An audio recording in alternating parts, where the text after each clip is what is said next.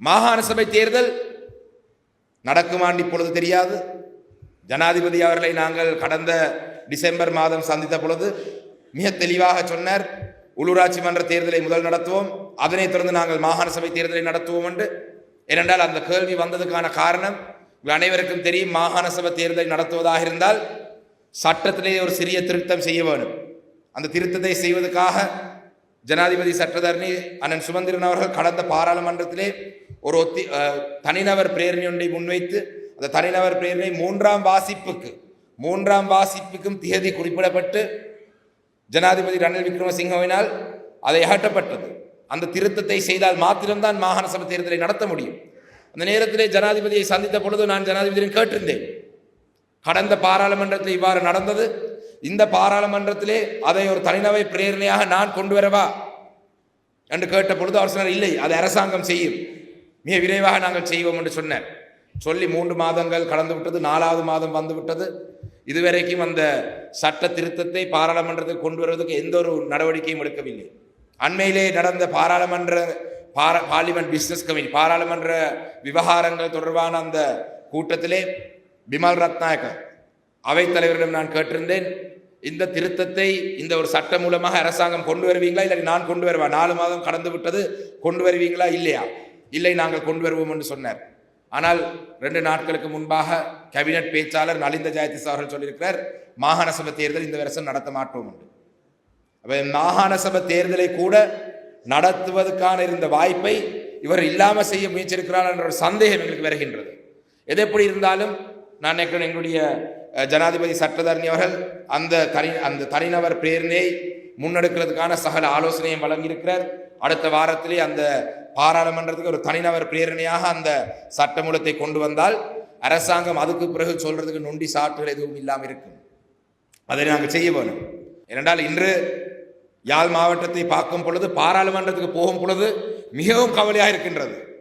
பாராளுமன்றத்தை ஆளும் கட்சியை சேர்ந்தவர்கள் ஒவ்வொரு முறையும் நாங்கள் தமிழர் தரப்பில் இருக்கும் ஒரு பிரச்சனையை பேசும் பொழுது எழுந்து சொல்லும் ஒரே ஒரு விடயம், உங்களை உங்களுடைய மக்கள் நிராகரித்திருக்கிறார்கள், வடமாகாணத்தில் இருக்கும் தமிழ் மக்கள் எங்களுக்கு அங்கீகாரத்தை தந்திருக்கிறார்கள், நீங்கள் அதை பேச வேண்டிய அவசியம், அதை நாங்கள் பேசலாம் என்று சொல்றார்கள். மட்டக்களப்பை மட்டும் அப்படி சொல்லிடாது. அவர்கள் அப்படி சொல்லும் பொழுது நான் அவர்களிடம் சொல்றது, ஜனாதிபதி தேர்தலிலே மட்டக்களப்பு மாவட்ட மக்கள் உங்களை நிராகரித்தார்கள், பாராளுமன்ற தேர்தலிலே மட்டக்களப்பு மாவட்ட மக்கள் நிராகரித்தார்கள், உள்ளூராட்சி மன்ற தேர்தலிலே மட்டக்களப்பு மாவட்ட மக்கள் உங்களை நிராகரிப்பார் என்ற செய்தியை நான் பாராளுமன்றத்தை பயமில்லாமல் சொல்லியிருக்கின்றேன். இந்த NPP அரசாங்கத்தை பொறுத்தளவிலே சரி, வடமாகாணத்திற்கு மக்கள் கடந்த தேர்தலில் ஆதரவு அளித்தார்கள். இந்த ஆதரவு அளித்ததுக்கு பின்னணியிலே சில விடயங்கள் இருக்கலாம். நாங்கள் அதை யோசித்து பார்த்தால் மக்கள் நினைத்திருக்கலாம், 75 வருடங்களாக மாறி மாறி இந்த நாட்டை ஆட்சி செய்த கட்சிகள் இந்த நாட்டினுடைய பொருளாதாரத்தை கட்டியெழுப்பவில்லை. இந்த நாட்டினுடைய பொருளாதாரத்தை கட்டியெழுப்பாத காரணங்கள் எங்களுடைய பொருளாதாரம் அடிபட்டு போய் கொண்டிருக்கின்றது. எங்களுடைய இளைஞர்கள் நாட்டை விட்டு வெளியேறி செல்கிறார்கள். பொருளாதாரத்தை இவர்கள் கட்டியெழுப்பார் என்ற நம்பிக்கையிலே சில நேரத்திலே வடமாநிலத்தில் இருக்கும் மக்கள் அவருக்கு வாக்களித்திருக்கலாம். ஆனால் ஆட்சிக்கு வந்து 6 மாதத்துக்குள்ளே சில உதாரணங்களை சொல்லி காட்டுகின்றேன், அவங்களுடைய பொருளாதாரத்தை கட்டியெழுப்பது எவ்வாறு இருக்கின்றது என்று. உங்களுக்கு தெரியும், கடந்த சில மாதங்களுக்கு முன்பாக நாட்டிலே ஒரு அரிசி தட்டுப்பாடு வந்தது. அரிசி தட்டுப்பாடு வந்ததுக்கான காரணம் என்னென்னு சொன்னார்கள், எங்களுடைய வீட்டில் இருக்கும் பூனையும் நாயும் சாப்பிட்டு தான் அரிசி தட்டுப்பாடு ஏற்பட்டதுன்னு சொன்னார்கள். கேட்டிருந்தீங்களா? இல்லையா? அரிசி தட்டுப்பாடு வந்ததுக்கான காரணம் வீடுகளில் இருக்கும் நாயும் பூனையும், வளர்க்கிற நாயும் பூனையும் சாப்பிட்டு தான் நாட்டிலே அரிசி தட்டுப்பாடு வந்ததுன்னு சொன்னார்கள். அந்த அளவுக்கு தான் அவங்களுடைய பொருளாதாரம் சம்பந்தமான அறிவு இருக்கின்றது. தேங்காயுடைய தட்டுப்பாடு வந்தது. என்ன சொன்னார்கள்? நீங்களும் நானும் சொதியும் சம்பளம் சாப்பிட்றதால தான் தேங்காய் தட்டுப்பாடு வந்திருக்குன்னு சொன்னார்கள். சொன்னார்களா இல்லையா? சொன்னார்களா இல்லையா? எல்லாரும் இந்த தேங்காய் பூ சாப்பிட்றல போல, சம்பல் சாப்பிட்ற இல்லையா? ரைட்.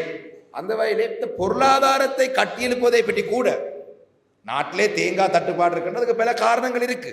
இதை கூட சரியாக ஆராய்ந்து இதுக்கு ஒரு தீர்வை முன்வைக்க தெரியாத ஒரு அரசாங்கம் தான் இன்று இந்த நாட்டில் இருக்கின்றது. அதையும் தாண்டி சில விடயங்களை பார்க்கலாம். இன்று அமெரிக்கா வரி 44% எங்களுடைய இந்த நாட்டில் இருந்து அமெரிக்காவுக்கு ஏற்றுமதி செய்யும் பொருட்களுக்கு வரி அறுவடை செய்ய போறார்கள். இதை பற்றி பாராளுமன்ற விவகாரம் தொடர்பான குழுவிலே எதிர்கட்சியில் இருக்கிற நாங்கள் அவைத்தலைவரிடம் முன்வைத்திருந்தோம். இப்படி ஒரு திட்டம் ட்ரம்ப் ஆட்சியின் கீழே இது நடக்கப் போகின்றது 2 மாதங்களுக்கு முன்பாக. இது தொடர்பாக நாங்கள் பாராளுமன்றத்தில் ஒரு குழு ஒன்றை நியமிக்க வேண்டும். இந்த பாராளுமன்றத்தை நியமிக்கிற குழு நடக்குதோ நடக்கலையோ எங்களால் செய்யக்கூடிய முயற்சியை நாங்கள் எடுக்க வேண்டும். அமெரிக்காவுடன் நாங்கள் பேச வேண்டும். எங்களுடைய இந்த நாட்டிலே இந்த 44% வரியை அதிகரித்தால் ஆட தொழிற்சாலைகளிலே உற்பத்தி செய்கிற பொருட்கள் அனைத்தும் பாதிக்கப்படும். இதை நாங்கள் சொல்லியிருந்தோம். அந்த நேரத்திலே சொன்னார்கள் ஏதோ ட்ரம்பை நாங்கள் கட்டுப்படுத்துவோம், இல்லாட்டி ட்ரம்பை நாங்கள் கட்டுப்படுத்துவோம் என்ற வகையான ஒரு மனநிலை இருந்தார்கள். இன்று அது நடந்த பிறகு நாங்கள் சொன்ன அந்த ஆலோசனையை 2 மாதங்களுக்கு முன்பாக ஜனாதிபதி இன்றைக்கு நடைமுறைப்படுத்துறதுக்கு முயற்சிருக்கிறார். நாட்டிலே கடன் மறுசீலமைப்பு செய்து 2028 ஆண்டில் இருந்து நாங்கள் மீண்டும் எங்களுடைய கடனை நாங்கள் செலுத்த வேண்டிய காலம் வந்துவிடும். 2028 ஆண்டு வந்தால் நாட்டுக்குள்ளே இதுவரைக்கும் ஒரு பாரிய முதலீடாக இருக்கட்டும், ஒரு சிறிய முதலீடாக இருக்கட்டும், எந்த ஒரு நிதி அதுக்கீடும் அந்நிய செலவாணி வரக்கூடிய வகையான எந்த ஒரு முதலீடும் இந்த நாட்டுக்குள்ளே இன்னும் வரவில்லை. அப்ப 2028 ஆண்டு வந்தால் நாடு மீண்டும் பங்களோத்திலே அடையக்கூடிய ஒரு சூழல் இருக்கின்றது. ஆனால் அதை பற்றி இவர்களுக்கு எந்த அக்கறையும் இல்லை. அவர்களுக்கு தேவை தாங்கள் தங்களுடைய கட்சியினுடைய கட்டமைப்பை வளர்க்கிறது மட்டும்தான் அவங்களுடைய நோக்கம். வடமாகாணத்திலிருந்து எங்களுடைய மக்கள் தெரிவு செய்து அனுப்பிய பாராளுமன்ற உறுப்பினருடைய நிலையை பாராளுமன்றத்தை பார்த்தால் பரிதாபமாக இருக்கின்றது. அவருடைய நிலைமையை பார்த்தால் பரிதாபமாக இருக்கின்றது என்றால் பேசுவதற்கே சந்தர்ப்பம் வழங்குகிறார்கள் இல்லை. என்னுடைய மட்டக்களப்பு மாவட்டத்தை சேர்ந்த சக பாராளுமன்ற உறுப்பினர் உட்பட வடமாகாணத்தை சேர்ந்த என்பிபியுடைய பாராளுமன்ற உறுப்பினர்கள் பாராளுமன்றத்தில் இருக்கும் 225 பேர்லே 225, 224, 223, 222 இந்த வரிசையிலே தான் இருக்கிறார்கள். பாராளுமன்றத்தை செயல்பட்டவருடைய வரிசையில் பார்த்தால் என்றால் பேசுறதுக்கு கூட நேரம் ஒதுக்கிறார்கள் இல்லை. சில பாராளுமன்ற உறுப்பினர்கள் எங்களை பார்த்து சொல்றார்கள், இந்த விடயத்தை உங்களால் முன்வைக்க முடியுமா என்றால், ஏனப்பா நீங்க செய்யலாதுன்னு கேட்டா பதவி இல்லாமல் போகும் என்று பயம், பாராளுமன்ற ஆசனமே இல்லாமல் போய்விடும். சரி, நாட்டிலே இருக்கும் தமிழ் மக்களுடைய அடிப்படை பிரச்சனைகளை பற்றித்தான் உங்களால் பேச முடியாவிட்டாலும் கூட இந்த பொருளாதாரத்தை கட்டியெழுப்புற விடயங்களை பற்றியாவது நீங்கள் பேசலாம். ஒரு அமைச்சர் இருக்கிறார், மூக்கால தான் காய்ப்பார் என்று காய்ப்பார், இந்த நேரம் அவ்வளவுதான் நடக்கும் என்று காய்ச்சிட்டு இருப்பார். அவர் கதைக்கிறது மட்டும்தான் இந்த வடமாகாணத்துக்கு கடந்த 6 மாதங்களாக நடந்திருக்கு. மட்டக்களப்புக்கும் வந்தார், அண்மையிலே வந்து தேர்தல் சட்டங்களை மீறி மட்டக்களப்பு மாவட்டத்தில் இருக்கும் சில மீனவ சங்கங்களை அழைத்து அவங்களுடைய வேட்பாளர்களையும் அழைத்து ஒரு கூட்டம் நடத்த பார்த்தார். உடனே அடிச்சல் எலெக்ஷன் கமிஷனுக்கு 10 நிமிஷத்தில் அங்கே போனார்கள், ஆலயத்தை அனுப்பி விட்டாங்க. இஞ்சையும் பார்த்து செய்யுங்க. ஏனென்றால் அவர்களால் இந்த வடமாகாணத்திலே கூட நாட்டிலே பொருளாதாரத்தை கட்டியிருப்பர் என்று பேசினாலும் கூட அதோடு சேர்த்து இந்த வடக்கு மாகாணத்தில் இருக்கிற எங்களுடைய மக்களுடைய வாழ்க்கை தரத்தை உயர்த்த வேண்டும் என்றதுக்கு பேசுவதற்கு முடியாத நிலையில் இருக்கிறார்கள். வரவு செலவு திட்டத்திலே 5 பில்லியன் ரூபாய் வீதி அபிவிருத்தி கொண்டு ஒதுக்கப்பட்டது என்று பெருசாக பேசிக் கொண்டிருந்தார்கள். இந்த நாட்டிலே கடந்த 8 வருடங்களுடைய வரவு செலவு திட்டத்திலே இருக்கிற செலவழித்த வீதங்களை எடுத்து பார்த்தால் முதலீடு திட்டம், அதாவது கேபிட்டல் எக்ஸ்பெண்டிச்சர், மூலதன செலவு, இந்த மூலதன செலவுகளுக்காக ஒதுக்கப்படுற நிதி பொதுவாக 55% தாண்டி அந்த செலவழிக்கப்படுறது இல்லை. அது வளமை.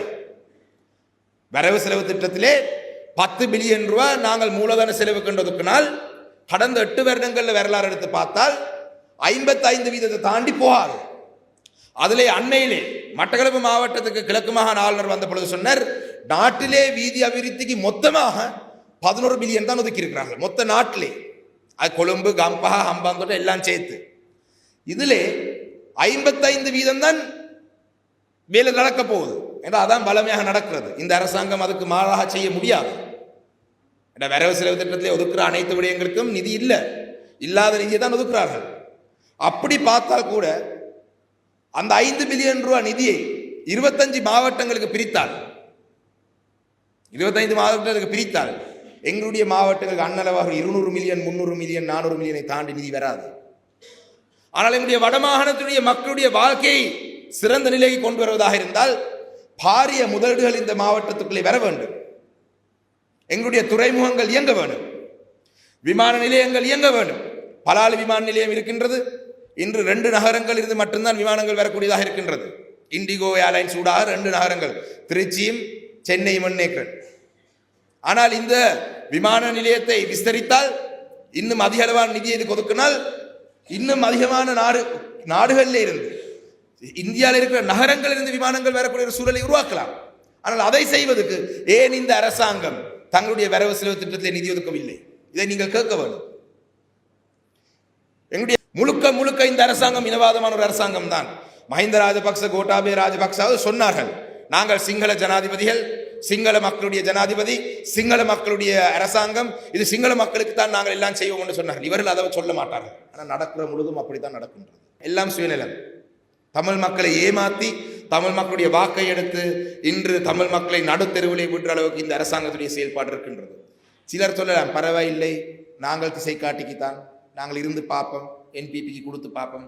கொடுத்து பார்த்தீங்கன்னு சொன்னால் அப்படியே பார்த்துட்டு இருக்க வேண்டியது தான்.